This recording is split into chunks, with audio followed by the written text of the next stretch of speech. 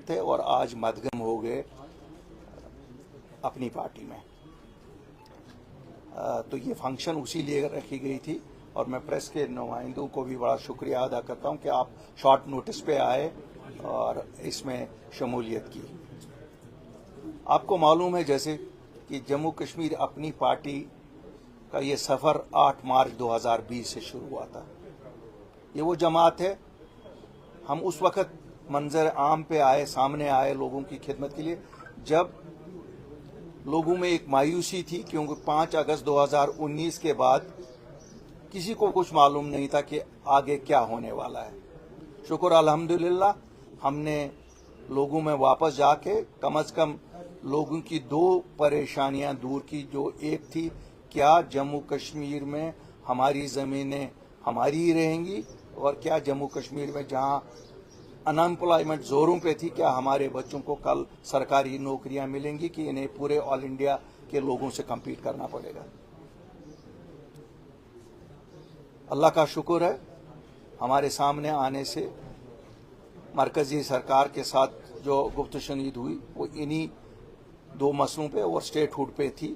اور ہمارے دلی جانے کے بعد 1 مہینے میں ایک آرڈر نکل آیا ہے جس کی روح سے جموں کشمیر کی 95% زمینیں خالی جموں کشمیر کے لوگ ہی آپس میں خرید و فروخت کر سکتے ہیں. 5% انڈسٹری کے لیے آیا اس میں تھوڑا سا، اور باقی سبھی نوکریاں جموں کشمیر کے واسیوں کے لیے رکھی گئی. بہرحال اسٹیٹ ہوڈ ابھی تک ملی نہیں، اور اللہ کے فضل سے ہمیں امید ہے کہ وہ بھی ضرور اپنی پارٹی کے جو کور ایجنڈا میں ہے وہ بھی انشاءاللہ حاصل کر کے رہیں گے. ہمارے سفر میں کافی دقتیں آئی، کیوں ہم ایک نئی جماعت اس وقت سٹیج پہ آئے جب یہاں بیچنے کے لیے کچھ نہیں تھا. یہاں جو ہم سے پہلے لوگ اقتدار میں رہے تھے 74 سال میں انہوں نے سب کچھ بیچا تھا، یہاں تک کہ ہماری آئیڈینٹی کو بھی بیچا تھا. اور جو کچھ اب رہا تھا جن کے ساتھ انہوں نے الحاق کیا اقتدار میں آنے کے لیے، انہوں نے وہ پہچان بھی اسے جسے ہم اسٹیٹ ہوڈ کہتے ہیں وہ بھی لے گئے تھے. جموں کشمیر جو ملک کی سب سے بڑی ریاست اور پرانی ریاست تھی، ہماری اسٹیٹ ہوڈ بھی انہی لوگوں نے لی جن کے ساتھ ایک جماعت نے اس وقت جس پہ آج وہ فخر کرتے ہیں کہ ہم نے جو بی جے پی کے ساتھ الحاق کیا وہ صحیح فیصلہ تھا. میں آج ان سے یہ پوچھتا ہوں اگر وہ صحیح فیصلہ تھا یہ اسٹیٹ ہوڈ جو اس بی جے پی نے ہمارے لیے، کیا وہ بھی صحیح فیصلہ ہے؟ جو ہمارے نوجوان ابھی جیلوں میں، کیا وہ بھی صحیح فیصلہ تھا؟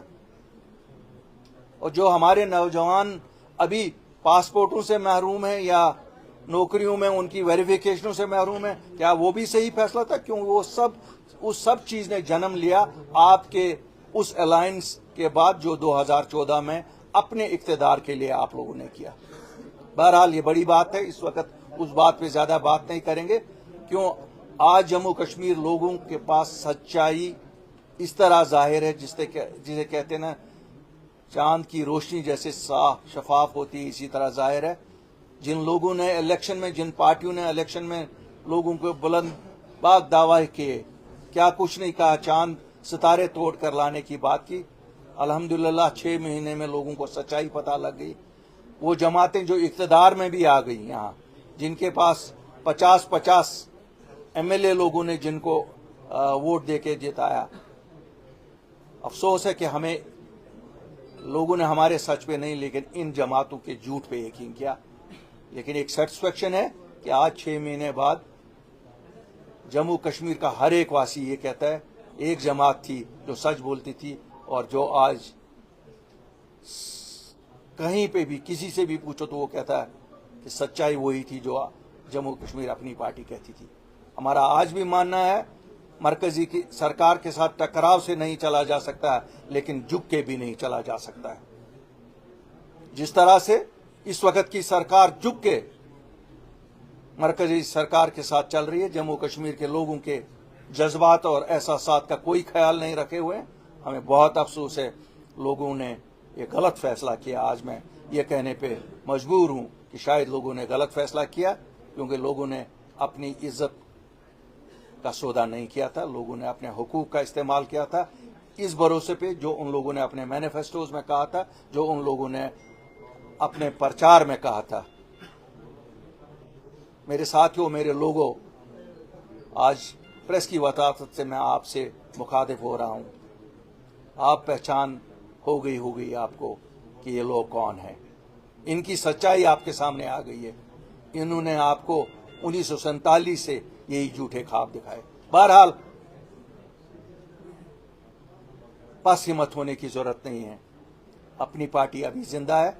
ठीक है, हमने सरखम तस्लीम किया जिस वक्त आपने हमारे हाथ में मैंडेट नहीं दिया, लेकिन हम हाजिर हैं आपकी खिदमत करने को, आपके हुकूक के लिए लड़ने के लिए हम हमेशा रहेंगे। रही बात